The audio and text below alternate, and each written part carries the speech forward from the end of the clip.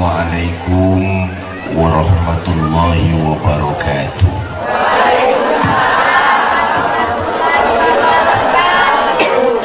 Alhamdulillah, salatu wassalamu ala rasulillah Sayyidina Muhammad ibn Abdullah wa ala alihi wa sahbihi wa mawala, amma ba'du. Yang mulia para ulama, para kiai, para ajengan, yang saya hormati keluarga besar Bapak Haji Dadang, panitia peringatan Maulid, ibu bapak, saudara-saudara kaum muslimin yang saya cintai.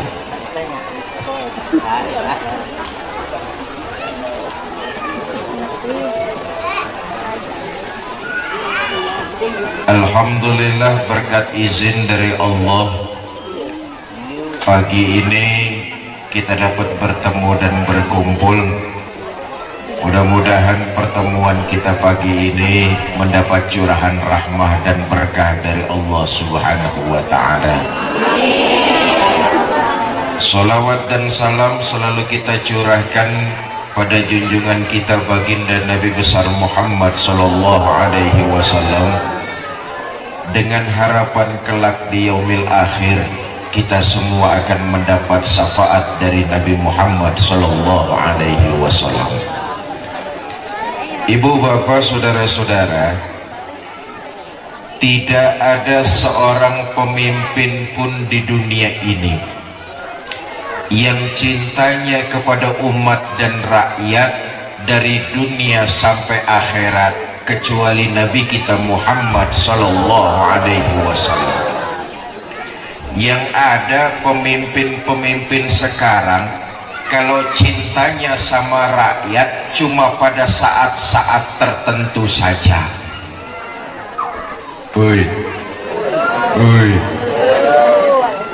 Mau pemilu baru cinta sama rakyat, mau pilkada baru dekat-dekat sama rakyat, udah jadi tak eling sama rakyat. Betul-betul cicing wae.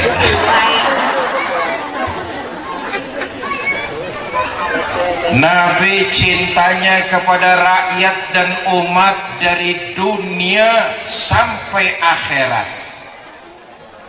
Apa bukti kecintaan Nabi kepada umat? Ini saja yang ingin saya sampaikan nih. Mudah-mudahan pidato saya pagi ini selesai dalam waktu 5 menit. Emang pidato di sini sampai jam berapa? Jam 2. Lu ngundang apa ngontrak? Minta tolong echonya dimatikan saja ini. Bapak ibu saudara-saudara, apa bukti cinta Nabi kepada kita? Pertama, untuk ukuran hidup orang Cipanas. Bu, Nabi itu hidupnya sederhana,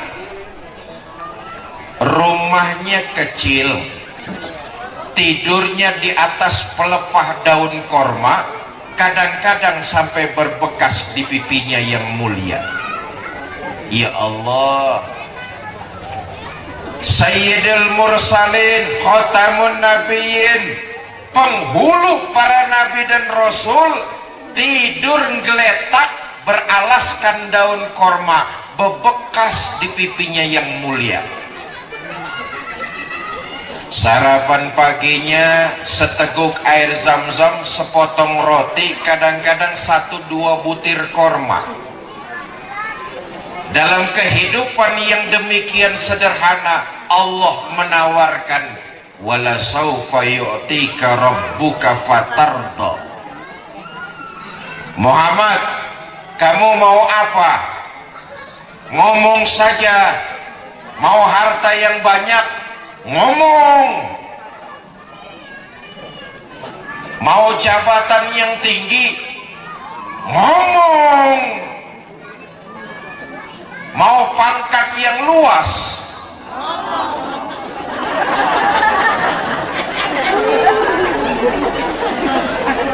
Ngomong saja Muhammad, kamu mau apa? Mendapat tawaran begini dari Allah, apa jawab Nabi kita? Izan ya Rabb, kalau memang demikian ya Allah, la arda wa wahidun min ummati finnar. Ya Allah, apa artinya harta yang banyak, jabatan tinggi, pangkat luas, semua itu tidak mampu menyenangkan hati saya selama masih ada satu saja umat saya yang masuk neraka.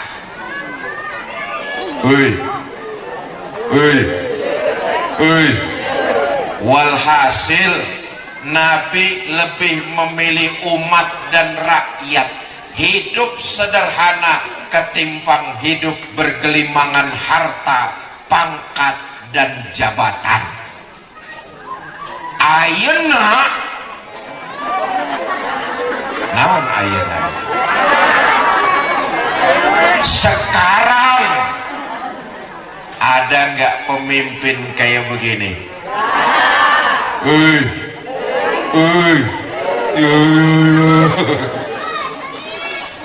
Lebih memilih umat dan rakyat daripada hidup mewah bergelimangan harta, pangkat dan jabatan. Allahumma sholli wa sallim wa barik. Satu. Yang kedua, bukti cinta Nabi kepada kita.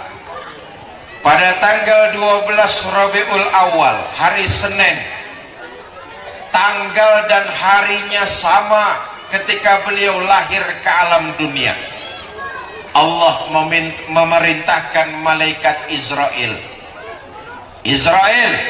labaik ya Allah, turun ke alam dunia, ambil roh kekasihku Muhammad, cabut nyawanya pelan-pelan. Malaikat Israel atas izin Allah turun ke alam dunia, ditemani dengan malaikat Jibril ala suratil insan, dalam bentuk manusia. Nabi lihat sebelah kanan malaikat Jibril, sebelah kiri malaikat Israel. Beliau berkata kepada malaikat Jibril, Jibril, ajal saya sudah dekat. Iya Muhammad, ajalmu sudah dekat. Kalau memang ajal saya sudah dekat, Jibril, akhbirni mali indallahi minal karomah. Jibril, tolong kasih kabar kepada saya, kemuliaan apa yang akan saya terima begitu saya menghadap Allah subhanahu wa ta'ala. Kata malaikat Jibril, oh Muhammad, nggak usah khawatir, inna abwabas sama qad futihat, pintu-pintu langit sudah terbuka, para malaikat dan bidadari sudah siap menyambut kedatangan ruhmu yang suci, nggak usah khawatir Muhammad. Kata baginda Nabi, Jibril, bukan itu yang saya maksud. Kalau pintu langit sudah terbuka, para malaikat sudah siap menyambut kedatangan ruh saya, alhamdulillah. Tapi bukan itu. Saya diberikan begitu kemuliaan luar biasa, alhamdulillah. Tapi yang saya tanya umat saya, Jibril, umat saya bagaimana? Oh, umatmu nggak usah khawatir Muhammad. Allah memberikan garansi kepada mereka, ini haramtul jannata ala sairil umam hatta tadkhulaha ummatuka. Sorga diharamkan dimasuki umat-umat lain sebelum umatmu Muhammad masuk lebih dulu ke dalamnya. Alhamdulillah. Bu, kita jangan berkecil hati.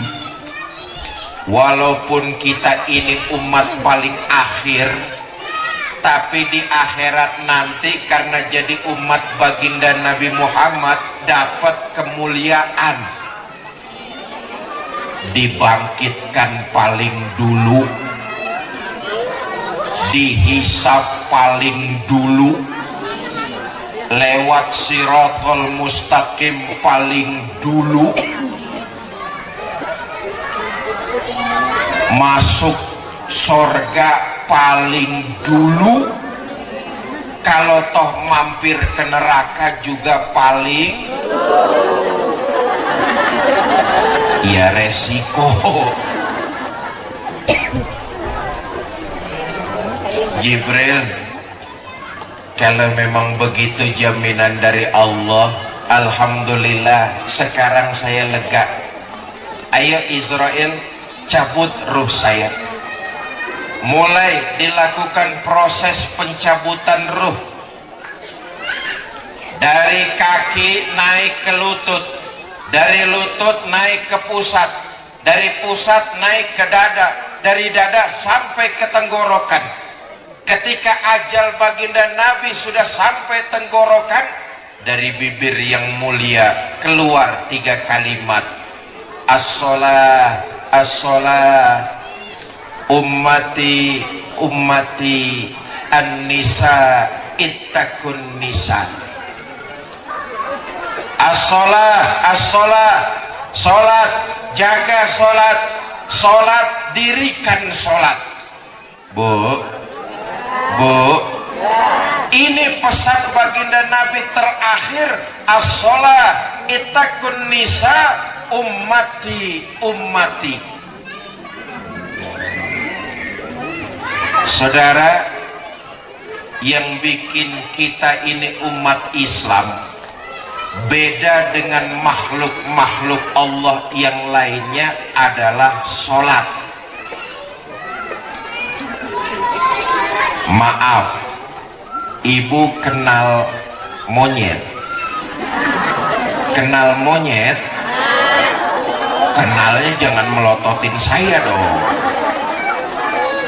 Saya tanya nih, monyet makan apa tidak? Makan. Kita makan apa tidak? Makan. Monyet minum apa tidak? Minum. Kita minum apa tidak? Minum. Monyet tidur apa tidak? Tidur. Kita tidur apa tidak? Tidur.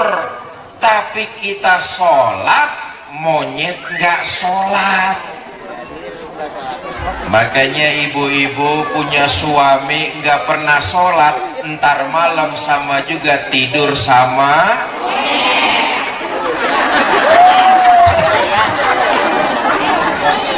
Punya RT nggak pernah sholat, sama juga RT.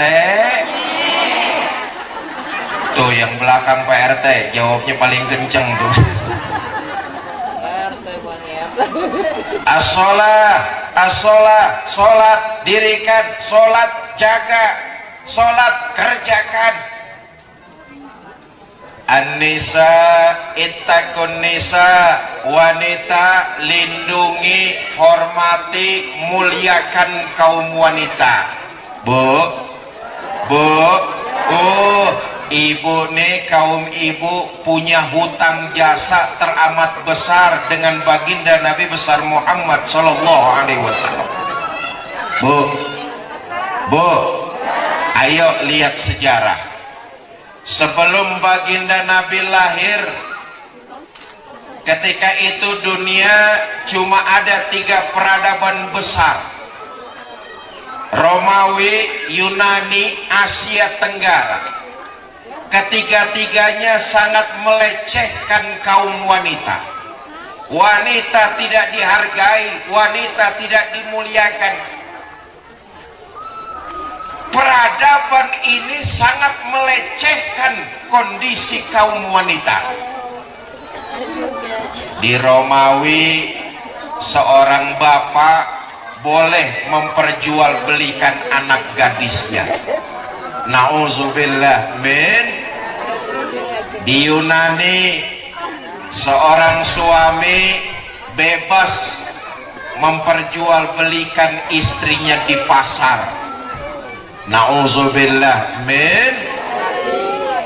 Di Asia Tenggara, di Cina, dinasti terakhir kerajaan Ming di Cina itu pernah membangun istana dengan 1000 kamar. Kenapa? Karena istri raja 1000. Istri raja 1000.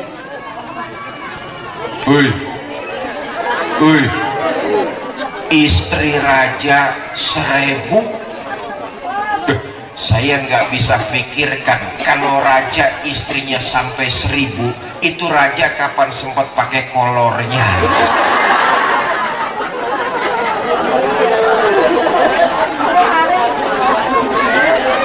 Lahir junjungan kita baginda Nabi besar Muhammad sallallahu alaihi wasallam, diangkat harkat derajat kaum wanita. An-nisa imadul bilad, wanita tiangnya negara. Kalau baik wanita, baik negara. Kalau rusak wanita, hancur negara. Tiang penting apa enggak? Tiang penting apa enggak? Rumah kita kalau nggak ada tiangnya rubuh apa enggak? Sekolah kita kalau nggak ada tiangnya hancur apa enggak? Masjid kita kalau nggak ada tiangnya runtuh apa tidak? Mustahil bangunan bisa didirikan tanpa tiang penyangga di tengah-tengahnya. Diangkat harkat dan martabat kaum wanita. Sayangnya setelah diangkat sedemikian tinggi, kaum wanita sendiri yang menjatuhkan martabatnya. Berdalih emansipasi wanita, minta persamaan dengan kaum laki-laki, disejajarkan kondisinya. Emansipasi yang kebablasan. Kalau emansipasi menyangkut hal-hal yang baik, ayo kita sama-sama dengan kaum laki-laki. Orang laki nuntut ilmu, perempuan juga nuntut ilmu. Sarua, betul apa tidak? Orang laki berkarir, perempuan juga berkarir. Tapi ada hal-hal yang jangan sampai perempuan melampaui kodrat kewanitaannya. Jelas? Jelas? Karena kalau sampai melampaui kodrat kewanitaannya, maka akan merendahkan posisi wanita itu sendiri. Jelas apa tidak?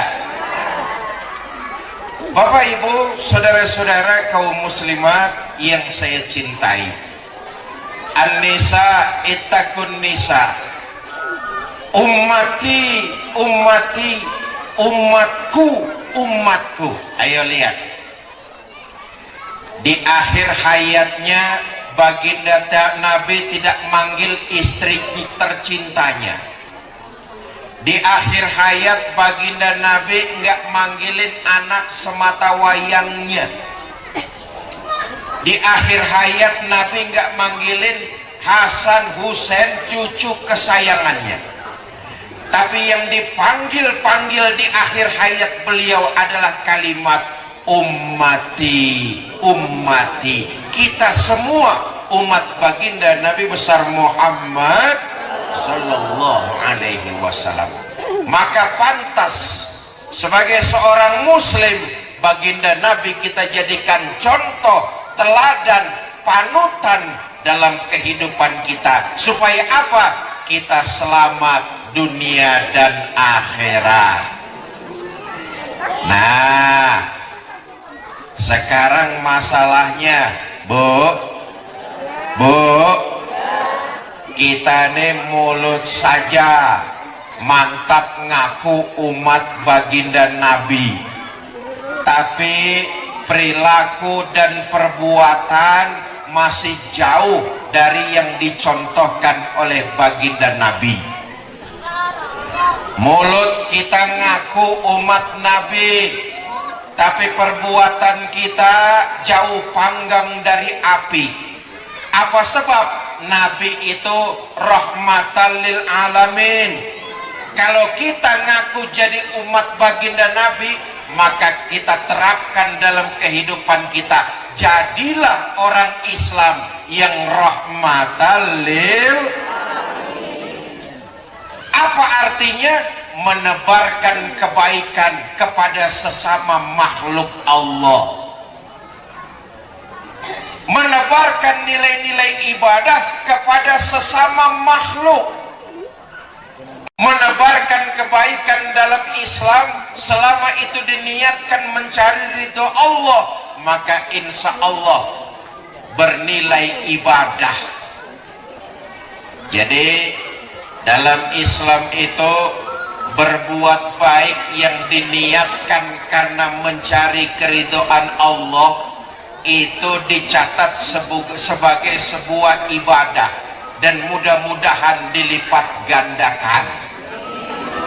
Nih, ibu-ibu hadir pengajian siang ini di sini di tempat Pak Haji Dadang, niatnya maulid mencari keridhaan Allah. Mudah-mudahan dicatat sebagai sebuah ibadah dan dilipat gandakan pahalanya. Amin. Saya tanya, ibu-ibu hadir maulid di sini nih niatnya karena Allah apa karena mau lihat Haji Fikri?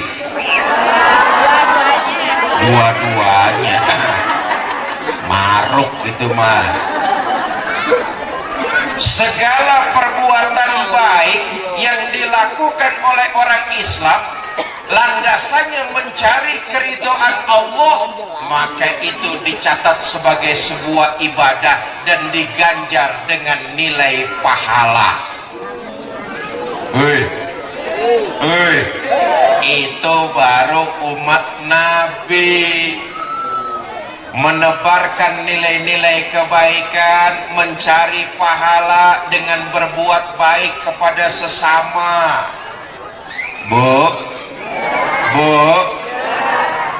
nah khusus untuk kaum ibu nih, salah satu gudang kebaikan, salah satu gudang ibadah ada dalam rumah tangga kita. Istri taat kepada suami itu ibadah. Iya bu, urusan taat sama suami belaga budek ibu-ibu. Mau kemana-mana izin sama suaminya, cium tangan suaminya, itu ibadah.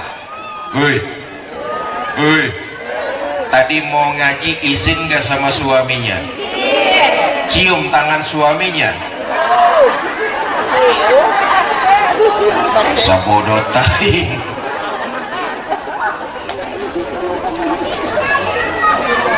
Enak sebenarnya jadi kaum ibu nih, satu-satunya makhluk yang sudah mendapat jaminan masuk surga dari baginda Nabi, kaum ibu. Bu, kata Nabi, ayyuma mra'atin matat wa zawjuha an haradin dakhalatil jannah min ayyibabin. Jika seorang istri meninggal dunia, suaminya ridho dengan apa yang pernah dikerjakan oleh istri, maka si istri disuruh masuk surga, milih lewat pintu mana saja. Enak apa tidak? Mau masuk surga, salah satu gudang ibadah ada dalam rumah tangga. Selama suami tidak melanggar perintah Allah, taat kepada suami itu bagian ibadah kepada Allah Subhanahu. Kalau kita ngaku sebagai pengikut baginda Nabi, hidup menebarkan nilai kebaikan, memperbanyak amal ibadah, karena ibadah itulah, amal pahala itulah yang akan kita bawa ke alam barzakh nanti. maaflah, ampura. Nih kan semua yang hadir di sini nih calon-calon jenazah ini. Betul ya? Kita semua ini pasti bakalan mati. Dan ketika kita dikubur, di alam kubur, tidak ada yang kita bawa kecuali amal kebaikan yang waktu di alam dunia kita kerjakan. Kata Nabi kan begitu tuh. Nanti ketika jasad kita digotong orang ke kuburan, yang nganter kita cuma 3, ahluhu wa maluhu wa amaluhu, keluarga, harta, amal. Nih yang nganter kita ke kuburan. Yang 2 pulang. Siapa yang 2? Ahluhu wa maluhu, keluarga dan harta pulang, gak mau nemenin masuk ke dalam. Bu, nanti kalau ibu-ibu mati duluan, jangan mengharap suami mau nemani masuk ke dalam. Apa suami nggak cinta sama istri? Oh, siapa bilang? Apa suami nggak nangis ditinggal mati istri? Bercucuran air matanya. Mata yang kanan, mata yang kiri melotot nyari mana gantinya itu.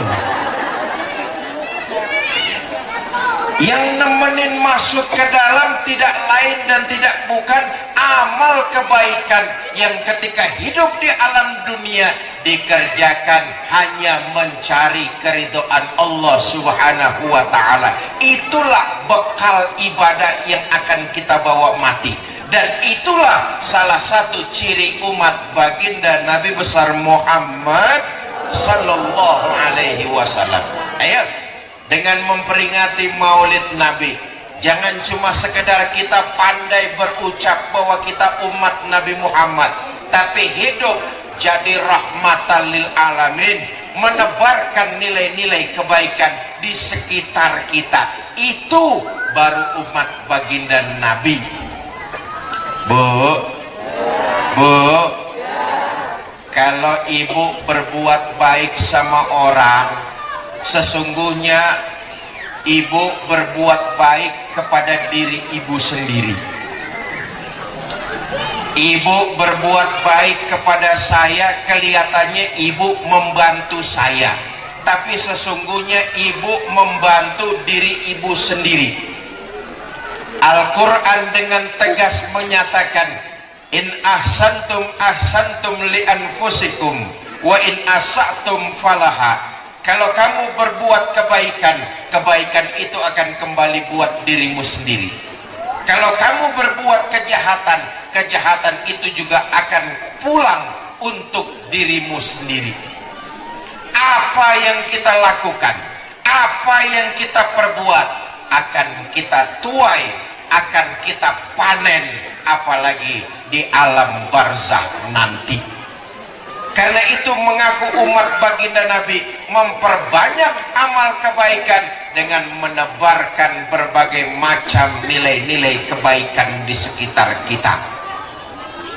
Memang namanya manusia ada perasaan malas kalau mau meningkatkan ibadah. Itu manusia. Temennya pagi-pagi sudah nyamper, teh ngaji yuk di tempatnya Pak Haji Udin, Pak Haji Dadang. Malasnya lagi muncul, disamper sama temennya ngaji. Jawabannya, udah kamu duluan saja berangkat, saya nanti nyusul belakangan. Ya orang nyusul mah gak ada yang duluan. Betul? Kadang-kadang kita punya penyakit malas, semangat kita untuk beribadah turun. Dan inilah bisikan setan. Bu, setan itu kan nyari teman sebanyak-banyaknya dari kelompok manusia yang mau nemenin mereka di neraka jahanam nanti. Karena itu setan kerjaannya menebar ranjau, bikin jebakan supaya orang malas beribadah, malas menebarkan kebaikan. Itulah godaan setan.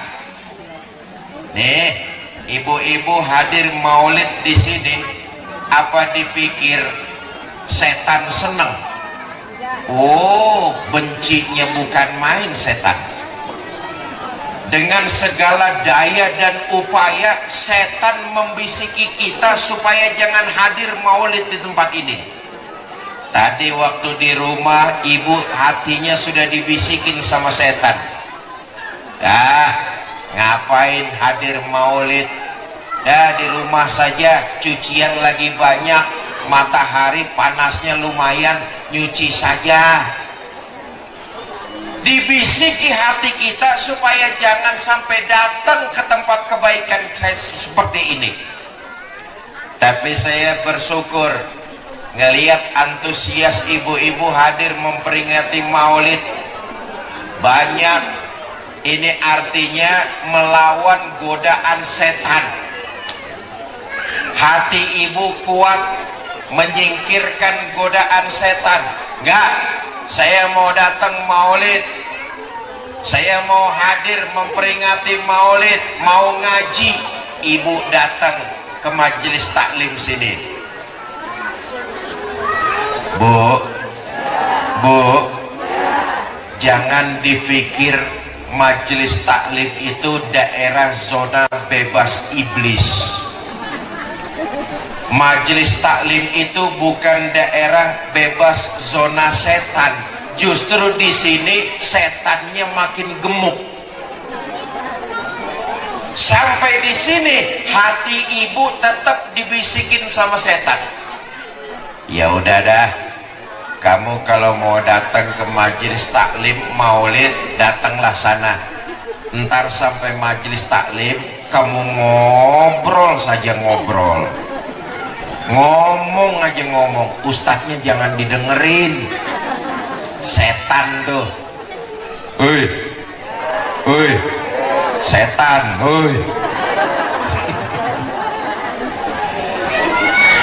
Tapi saya lihat, saya bersyukur ibu-ibu di sini optimis, lawan godaan setan. Enggak, saya mau hadir di majelis taklim, mau diem dengerin pidato ustadznya. Saudara, jangan dikira iblis nyerah. Iblis tetap membisikin hati kita. Apa kata iblis? Apa kata setan? Ya sudah, nanti kamu di majelis taklim diem saja, nggak usah ngobrol, duduk nyender tapi pules. Dengan berbagai macam cara iblis selalu ingin menggagalkan niat ibadah, niat menebarkan kebaikan kepada sesama. Kenapa? Karena ini kalau dikerjakan mencari keridhaan Allah, dicatat sebagai sebuah ibadah dan insya Allah dilipat gandakan pahalanya.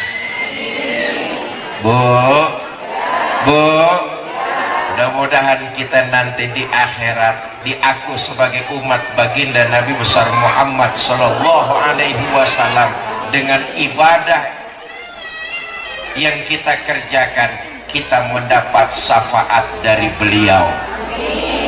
Ibu bapak, saudara-saudara kaum muslimin yang saya cintai. Nah, karena itu kita sebagai umat baginda Nabi mulai hari ini memperingati maulid Nabi, berazam jangan cuma sekedar ucapan mengaku sebagai umat beliau, tapi juga harus dibarengi, harus diikuti dengan perbuatan menebarkan nilai-nilai kebaikan di muka bumi ini. Kalau soal menebarkan kebaikan, sampai hal terkecil menyingkirkan batu di jalanan, menyingkirkan duri di jalanan, itu merupakan perbuatan baik.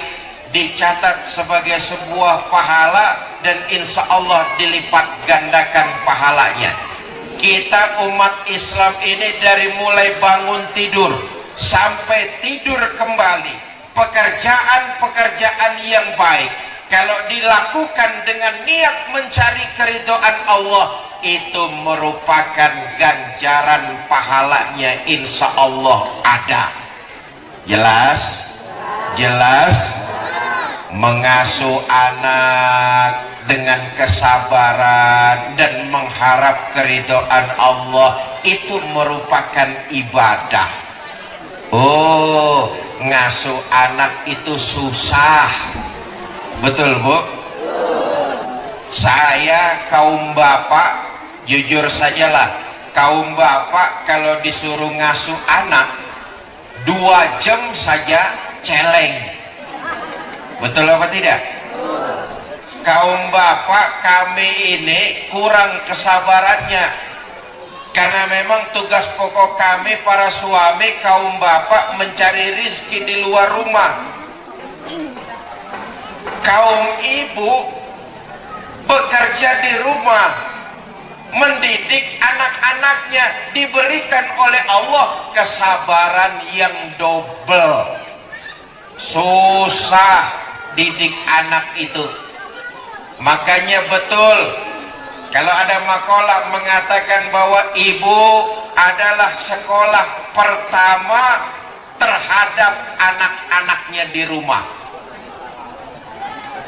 Seseorang akan jadi di luar rumah punya potensi luar biasa karena didikan ibu yang ada di rumahnya. Mendidik anak-anak itu luar biasa. Sebagai orang tua, kita pengen anak-anak kita jadi anak yang soleh. Betul apa tidak? Ibu saya yakin mendidik anaknya untuk jadi anak yang soleh dan soleha itu luar biasa perjuangannya. Betul? Anak yang soleh dan solehah perlu diketahui bukan ujuk-ujuk langsung jadi. Anak yang soleh dan solehah dimulai dari ibu bapaknya.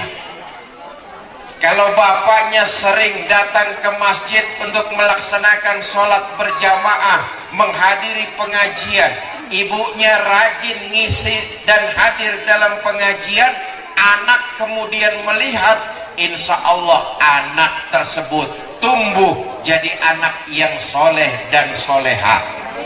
Kenapa? Yang dia contoh ibu bapaknya, yang dia lihat ibu bapaknya.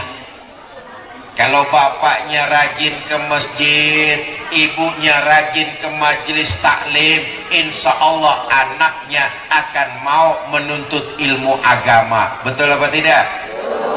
Tapi kalau ibunya tidak pernah hadir di majelis taklim, pengen anaknya jadi anak yang soleh dan soleha, rasa-rasanya mah jauh panggang dari api. Maka harus dimulai dari ibunya. Mendidik anak-anak, madrasah utamanya adalah kaum ibu. Bu, ibu saya tanya nih, ibu mending mana? Punya anak pinter tapi nggak bener, atau bener tapi nggak pinter? Iya, idealnya pinter bener. Ayo saya ajak nih, untuk pinter jawabannya ilmu pengetahuan, untuk bener jawabannya contohkan kehidupan beragama dalam rumah tangga kita. Kenapa? Anak-anak akan melihat, anak-anak akan menyaksikan, dan orang tuanya jadi contoh, teladan dan panutan buat mereka. Misalnya sudah waktunya maghrib, di rumah anak lagi nonton TV, ibu matiin TV ibu pakai remote, nyuruh anak sholat, sementara ibu kekemben pakai anduk. Kira-kira anaknya mau sholat apa tidak? Tidak. Kenapa? Yang dia lihat orang tuanya, yang dia contoh orang tuanya.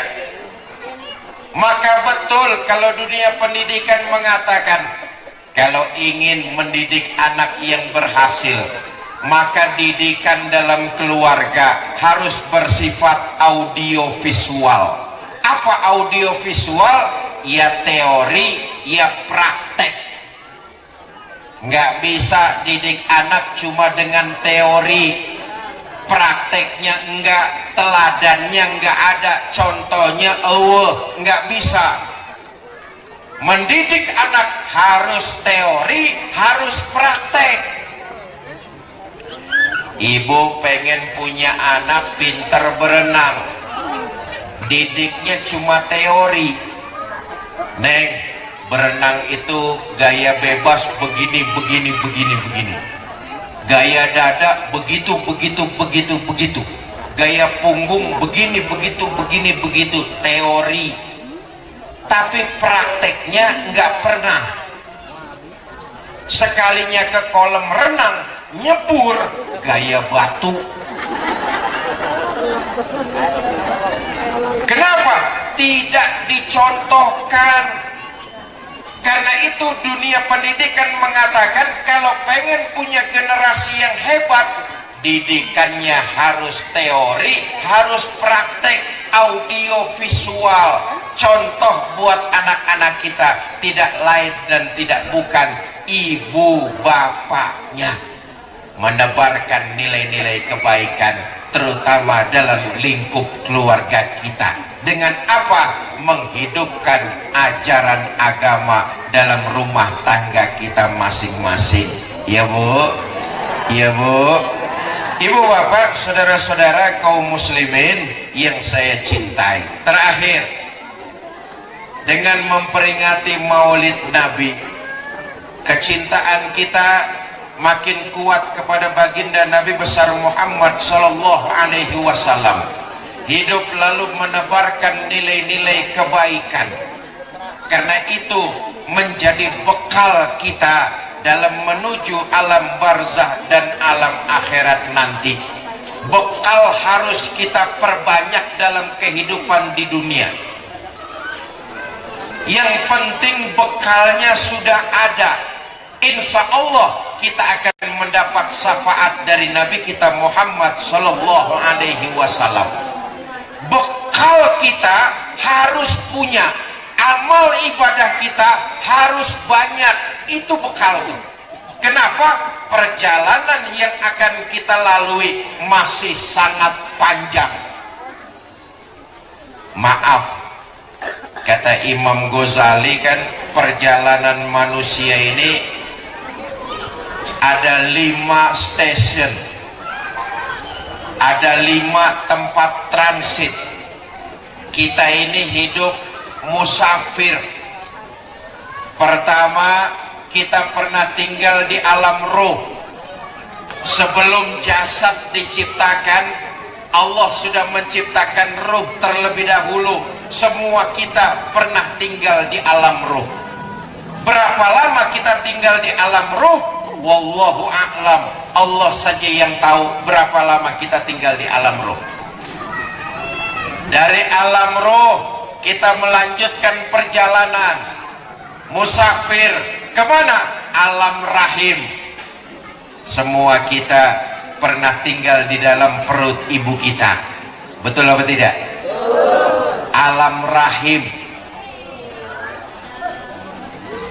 Berapa lama di alam rahim? Tergantung.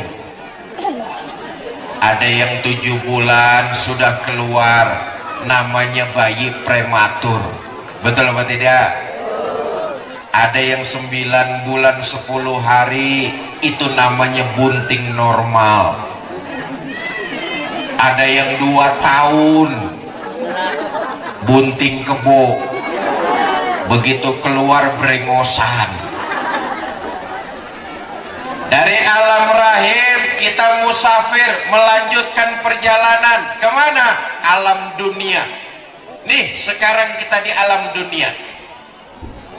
Lama kita di alam dunia. Oh sebentar hidup di alam dunia.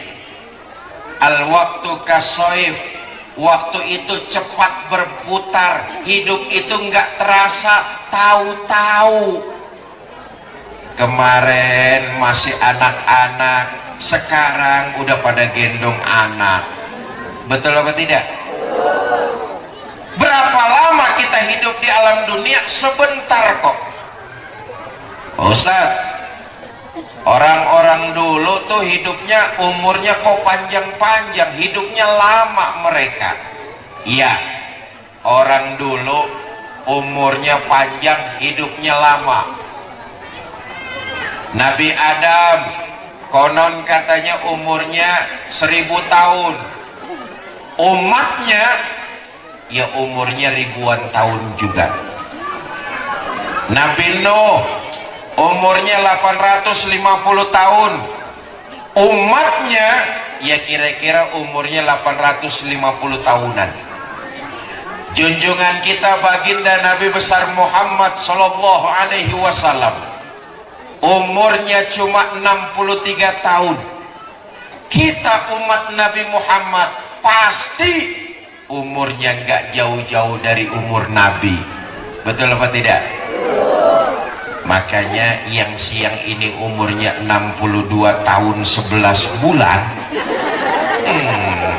hati-hati, sudah banyak-banyak makan yang enak gitu.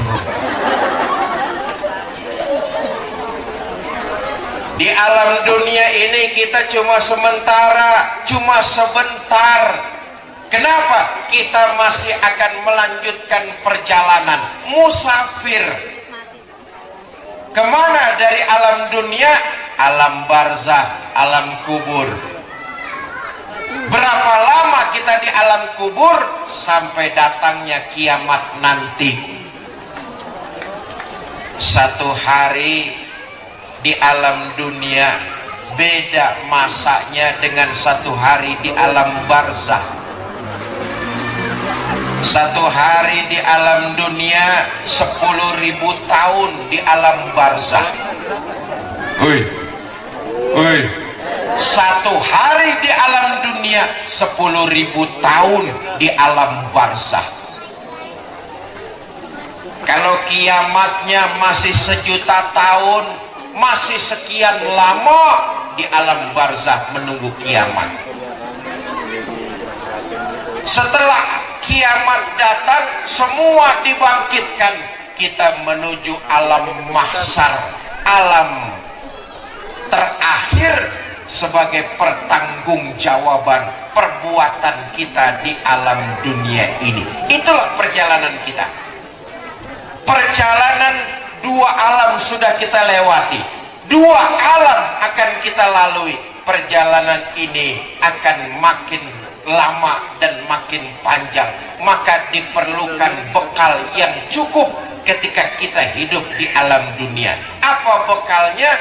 Tidak lain menebarkan nilai-nilai kebaikan dengan dilandasi mengharap ridho Allah subhanahu. Nah, ini kembali ke soal iman. Bu, begini, amal kebaikan yang kita lakukan itu nyantolnya di iman. Karena itu ingin saya titip pesan, bagaimanapun kondisi kita, bagaimanapun susahnya kita, jangan sampai iman tercampur dengan hal-hal yang menyekutukan Allah. Karena ini akan merontokkan nilai-nilai kebaikan yang sudah kita lakukan.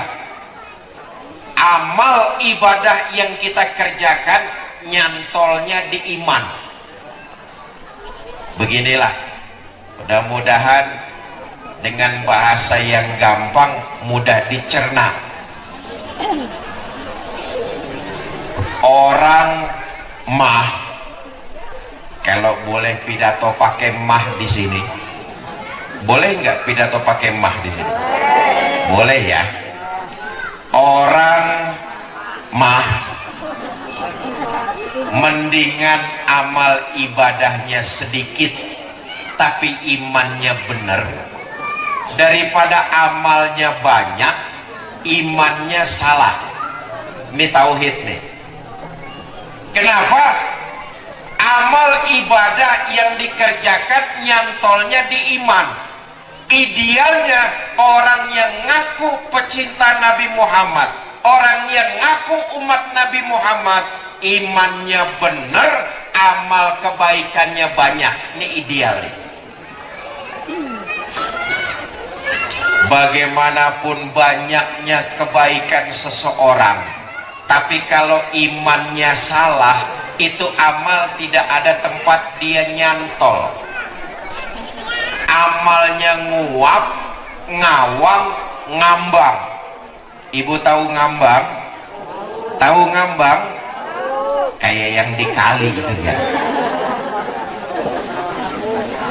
Idealnya seorang muslim imannya benar, amal ibadahnya, kebaikannya banyak. Itulah umat baginda Nabi besar Muhammad sallallahu alaihi wasallam. Kenapa? Amal kebaikan nyantolnya di iman. Karena itu pertama, jangan menyekutukan Allah dengan sesuatu pun. Ini bisa merontokkan amal-amal kebaikan yang kita perbuat. Murnikan nilai-nilai iman, lalu perbanyak amal kebaikan sebagai bukti dari kecintaan kita kepada baginda Nabi besar Muhammad sallallahu alaihi wasallam. Ibu bapak, saya mohon maaf karena setelah ini saya harus kembali ke Jakarta. Habis zuhur ada acara maulid juga di Jakarta. Ini saja yang saya dapat sampaikan. Mari sama-sama kita baca suratul Fatihah.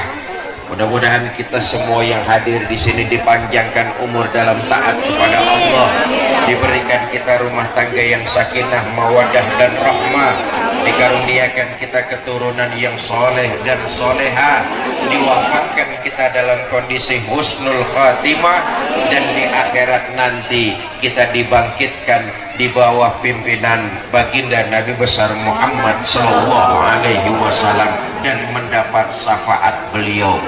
Bitilkal niyah al-Fatihah.